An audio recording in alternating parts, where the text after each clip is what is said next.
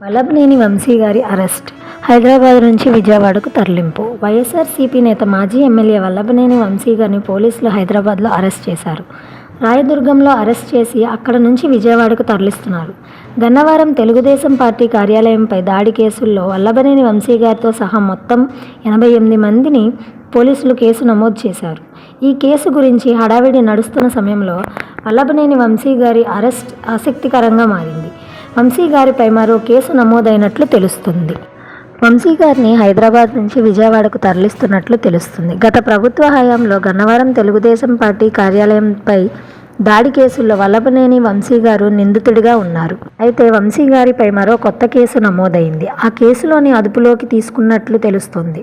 వంశీ గారిని విజయవాడ పటమట పోలీసులు అరెస్ట్ చేశారు. వంశీ గారిపై ఎస్సీ, ఎస్టీ అట్రాసిటీ కేసు నమోదయ్యింది. వంశీ గారి ఇంటికి పోలీసులు నోటీసులు కూడా అంటించారు.